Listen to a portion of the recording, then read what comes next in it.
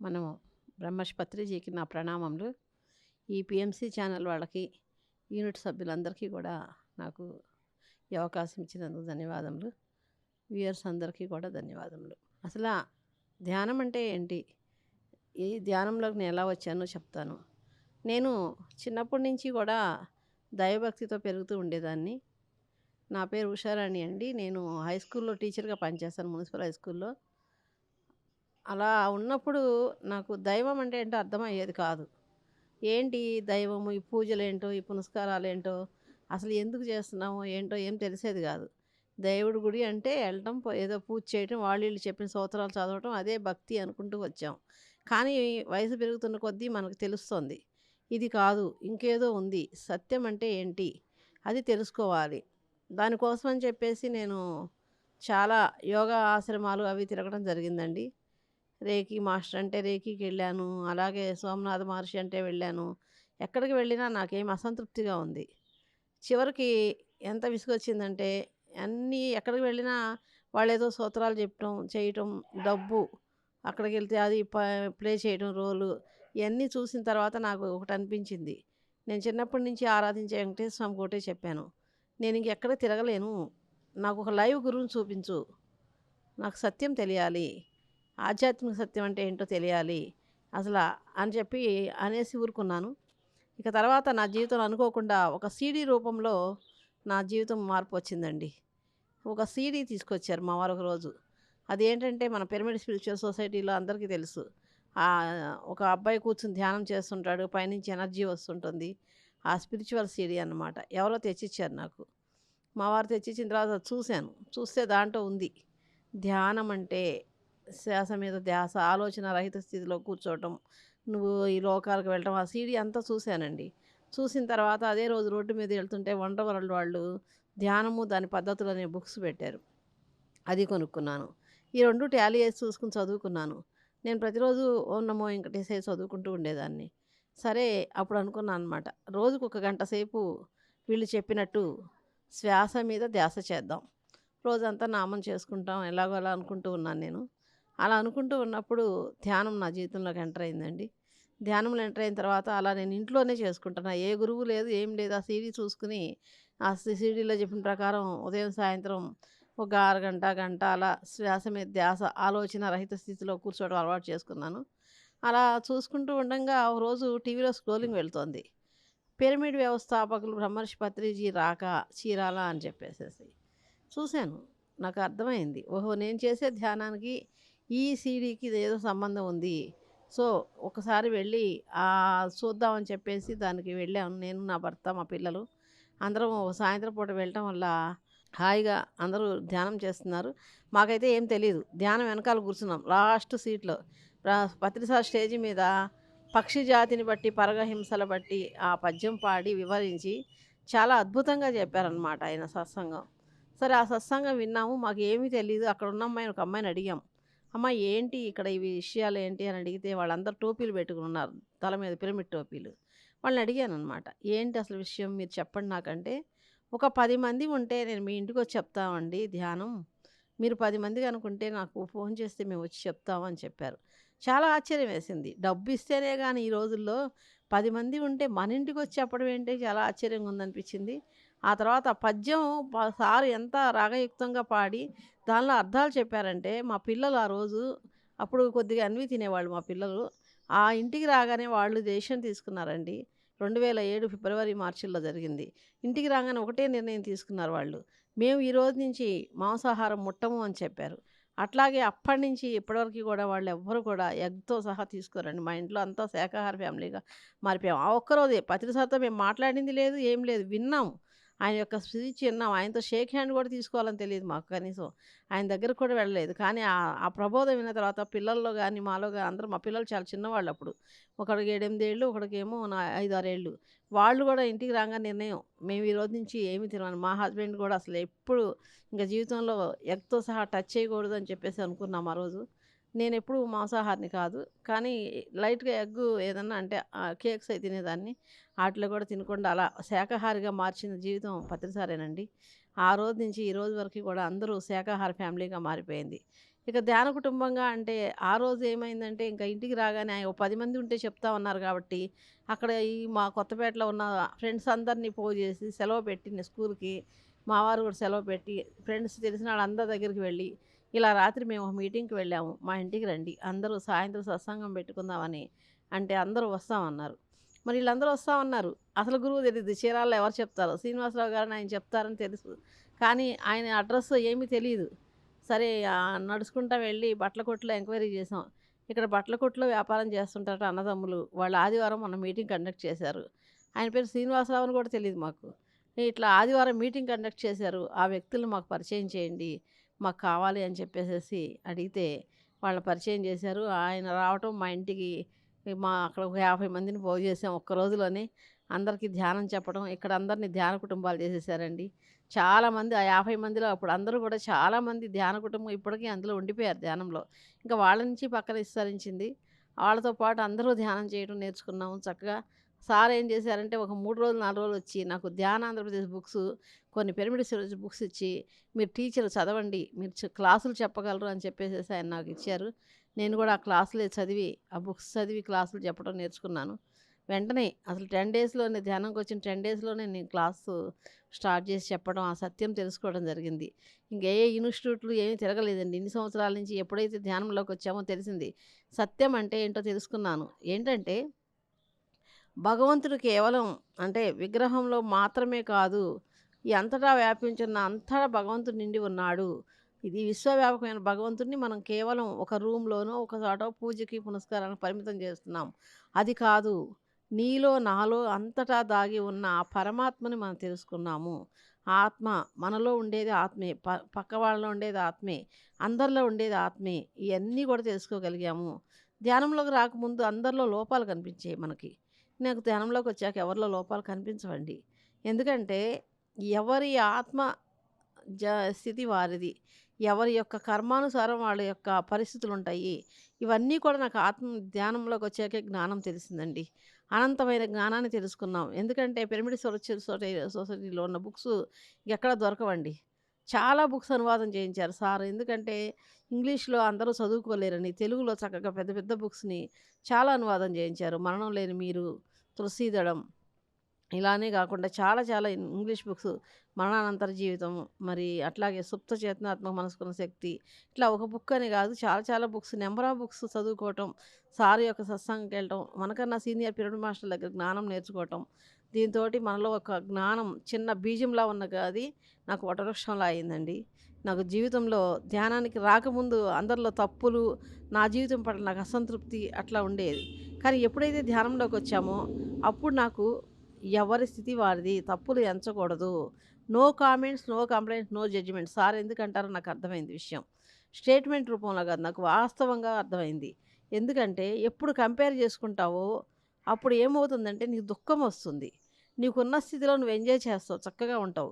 కానీ ఎప్పుడైతే పక్కవాడితో బెరీజ్ చేసుకుంటావో నీకు దుఃఖం వచ్చేస్తుంది. అరే! వాడికి నాకన్నా మంచి ఇల్లుంది.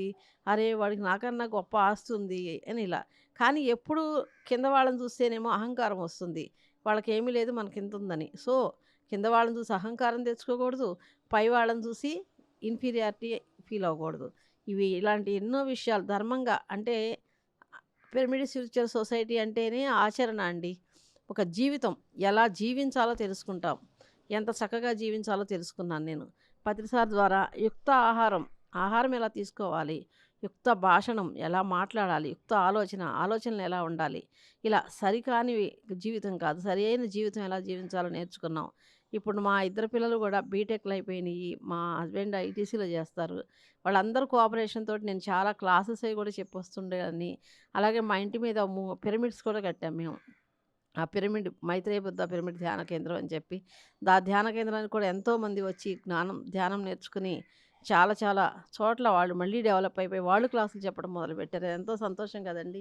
మన దగ్గరకొచ్చి మన దగ్గర ధ్యానం నేర్చుకుని వాళ్ళెళ్ళి మళ్ళీ క్లాసులు చెప్పడం.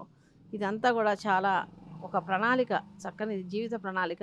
మనం ఎప్పుడు కూడా ధ్యానంలోకొచ్చిన తర్వాత సత్యం తెలుసుకొని సత్యంలో జీవించడమే ఒక గొప్ప ఇది. ఆధ్యాత్మిక సత్యం అంటే ఏంటో తెలుసుకోగలిగాను. తర్వాత ఇంకొక విషయం ఏంటంటే 2 విషయాలు చెప్తారండి పత్రిజీ. ఆ 2 విషయాలు చూడటానికి మనకు చాలా చిన్నగా అనిపిస్తాయి. కానీ 2 పెద్ద డైనమైట్‌లనమాట అవి 2 కూడా. ఒకటి ధర్మం, 2 అహింస అని చెప్పారు సారు. నేను ఎన్నో పుస్తకాలు చదివి, ఎంతెంతో చదివి మీకు 2 డ్రాప్స్ చెప్తాను అన్నారు. ఏముందిలే 2 చిన్న విషయాలు అనుకున్నాం మేము. కానీ అవి 2 ఏంటంటే ఒకటి ధర్మం, 2 అహింస అన్నారు. అహింస అంటే అందరూ ఏమనుకుంటారంటే, ఏముంది మాంసాహారం తినకుండా ఉంటే అహింస అని అంటారు. కాదండి. ఎప్పుడు గూడా మాంసాహారం తినకపోవటం మాత్రమే అహింస కాదండి. అహింసలో 2 ఉన్నాయన్నమాట. ఒకటి జీవహింస. జీవుల్ని హింసించకుండా ఉండటం. 2 తోటి వారిని బాధ పెట్టకుండా ఉండటం. ఇది చాలా ఇంపార్టెంట్ అండి. మనం తెలిసి గాని, తెలియక కానీ పక్కవాళ్ళ మనోభావాల్ని బాధ పెట్టి కించపరిస్తే అది కూడా హింస కిందే వస్తుందండి. కేవలం జీవుల్ని హింసించకపోవటం కాదు, పక్కవారిని మనం బాధ పెట్టకుండా ఉండటం కూడా ఒక గొప్ప సూత్రం అన్నమాట. అహింసలో అది మంచి గొప్ప ప్రిన్సిపల్ అన్నమాట. ఒక జీవుల్ని చంపకుండా ఉండటము, మాంసాహారం తినకుండా ఉండటం ఒక్కటే కాదు. ఎవ్వరిని కూడా ఏ ఒక్కరిని మన కుటుంబ సభ్యులను కూడా ఆఖరికి ఇంట్లో వాళ్ళే కదా అని చెప్పి, మన పిల్లలే కదా అని చెప్పి మన పిల్లల్ని కూడా మనం విపరీతంగా బాధ పెట్టడం కూడా కరెక్ట్ కాదనమాట. ఏదైనా సరే వాళ్ళ భావాలకు తగ్గట్టు మనం కూడా చక్కగా ప్రవర్తించడం కూడా ఒక అహింస అని చెప్పేసి తెలుసుకుని ఆ ప్రకారం ఆచరిస్తూ వస్తున్నాం. రెండోది ధర్మం. ధర్మం అనేది చాలా సూక్ష్మమైందండి. ప్రతి క్షణము మనం ఎప్పుడైతే ధ్యానం చేస్తామో, ధ్యానంలో ఉంటామో మన అంతరాత్మ హెచ్చరిస్తుంది. ఒక పని చేయంగానే, "ఏయ్! నువ్వు తప్పు చేస్తున్నావు." ఒక మాట మాట్లాడంగానే హెచ్చరిస్తుంది. "ఏయ్! నువ్వు తప్పు మాట్లాడావు." అంతలా మనం దాన్ని ధర్మాన్ని ఆచరించాలండి. ఎందుకంటే ధర్మం తెలియకముందు నీ జీవితం వేరు, ధర్మం తెలిసిన తర్వాత జీవితం వేరండి. ఒక పిల్లవాడు, ఒక చిన్న పిల్లవాడు తీసుకొచ్చి నీళ్లు పారబోస్తే మనం ఏమనమండి. కానీ అది ఒక పెద్ద పిల్లవాడు నీళ్ళు పారబోస్తే, "ఏమిరా బుద్ధి లేదా నీళ్ళు వేస్ట్ చేస్తున్నావు" అంటాం. మరి అలాగే ఒక స్టూడెంట్ తప్పు చేస్తే తప్పు లేదు. ఒక గురువు తప్పు చేయకూడదు. అట్లాగే మరి మన ఇంటి ముందు సైకిల్ ఆడుకుంటూ ఉంటాం. ఏం కాదు. కానీ రోడ్డు మీదకెళ్ళి తొక్కితే సైకిల్ ఎలా అడ్డదిడ్డంగా తొక్కితే ఏమవుతుందండి? యాక్సిడెంట్లు అవుతాయి. అట్లాగే ధర్మం విషయంలో కూడా ధర్మం తెలిసి వ్యవహరించిన వ్యక్తి తప్పు చేయకూడదు. మనం ధర్మాచరణలో ఉన్నాం. అంటే ఏది చేసినా ధర్మం ప్రకారమే చేయాలి. ధర్మో రక్షిత రక్షితః అని చెప్పి చెప్తూ ఉన్నాం మనం.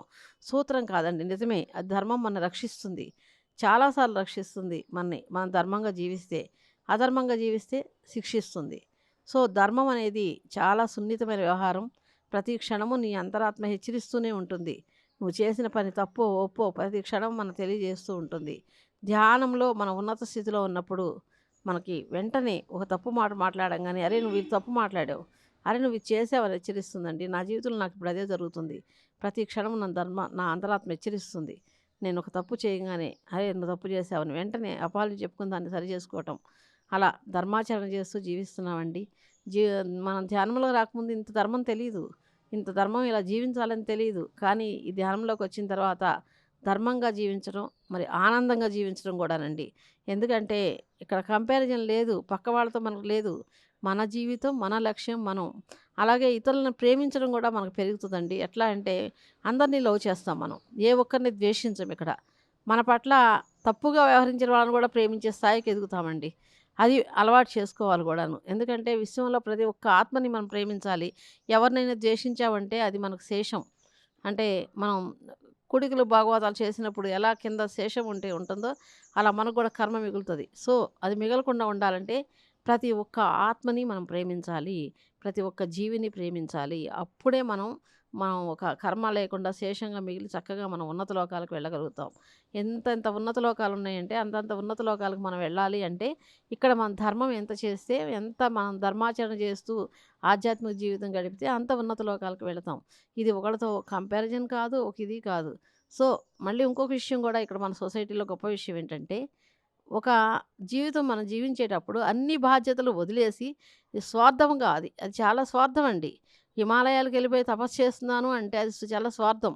ఎందుకంటే భార్యాబిడ్డల్ని లేతే భర్తని, పిల్లల్ని, ఆడవాళ్ళైతే భర్తని, పిల్లల్ని, మగవాళ్ళైతే భార్యాబిడ్డల్ని అన్ని బాధ్యతల్ని వదిలేసేసి గాలికి వెళ్ళిపోయి నా మానాన నేను ధ్యానం చేసుకుంటాను, నేను ఎదుగుతాను అంటే అది స్వార్థం అవుతది. పత్రిసారి అది ఇవ్వలేదు మనకి. పత్రిసారి ఏం చెప్పారంటే మనకి చాలా చక్కగా జీవిస్తూ, హాయిగా మన బాధ్యతలు మనం చేసుకుంటూ, ఏమాత్రం అంటే ఒక్క బాధ్యత కూడా వదలకుండు ధ్యానంలో ఎదగటం. ఇది చాలా గొప్ప విషయం. హిమాలయాలకు వెళ్ళిపోయి ఎవరైనా తపస్సు చేస్తారు. ఎవరైనా ఏమైనా చేయగలరు. కానీ మన సంసారంలో ఉంటూ నిర్వాణం. ఇది చాలా గొప్ప విషయం. ప్రతి క్షణము సంసారంలో ఉంటూ నిర్వాణం. ప్రతి ఒక్క రోజు ఏ ఒక్క బాధ్యత వదలకూడదు.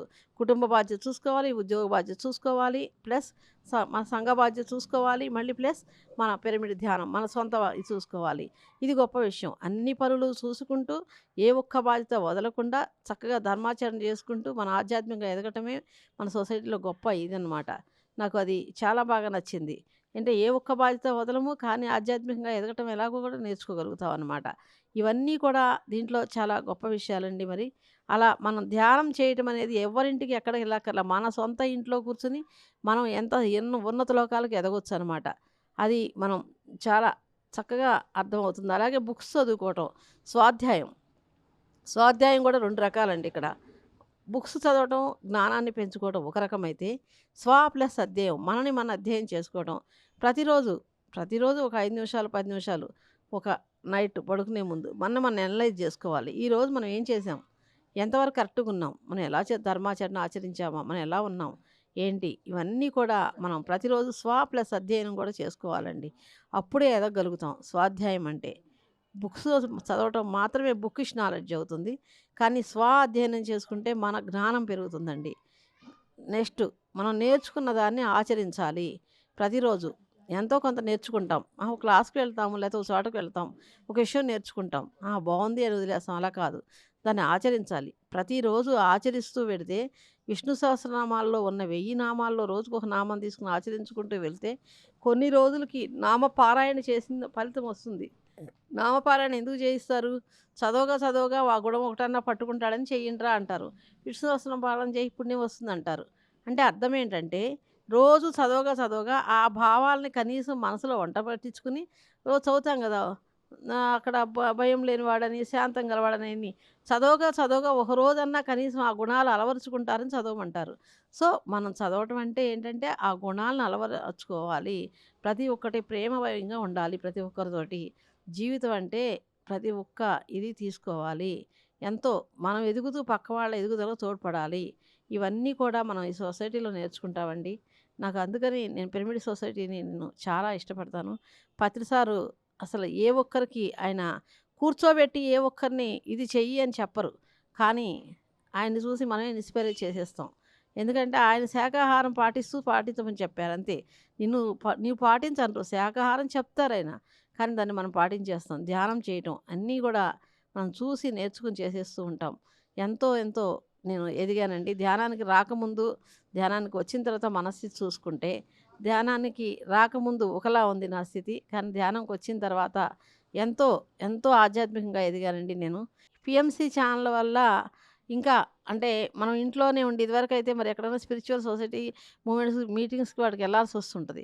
కానీ ఇప్పుడేమవుతుంది మనకి పిరమిడ్ మెడిటేషన్ ఛానల్ రావటం వల్ల ఈ కొన్ని ప్రోగ్రామ్స్ వెళ్ళలేకపోయినా కూడా మన ఇంట్లో ఉండి కొంత జ్ఞానాన్ని పొందొచ్చు. పెద్ద పెద్ద మాస్టర్స్ చెప్పేయన్నీ కూడా ఎక్కడెక్కడికో వెళ్ళి వైజాగ్ లేదా హైదరాబాదు ఇంకెక్కడికో వెళ్ళి నేర్చుకోవాల్సిన జ్ఞానాన్ని కూడా మనం ఇంట్లో ఉండి మన ఇంట్లో హాయిగా టీవీ ద్వారా మొత్తం వీక్షించి నేర్చుకోవచ్చు. ఈ పీఎంసీ ఛానల్ వల్ల మనకి ఇంకా బెనిఫిట్ ఉంది. కొన్ని బుక్స్ చదవాలంటే మనకు దొరకవు. చదవలేము. కానీ కొంతమంది చెప్తూ ఉంటారు కాబట్టి అవన్నీ కూడా నేర్చుకోగలము. ఇంకా ఛానల్ వల్ల కూడా ఎంతో లబ్ధి పొందుతున్నాం. సో, పీఎంసీ ఛానల్‌కి కూడా మనం చాలా ధన్యవాదాలు తెలియజేస్తున్నాను. ఓకే అండి. నాకు జీవితంలో pyramid spiritual society, PMC channel 2 కూడా ఆధ్యాత్మికంగా ఎదగడానికి ఎంతో ఉపకరించినియి. నాకు ఈ అవకాశం ఇచ్చిన టీమ్ అందరికీ కూడా ధన్యవాదములు.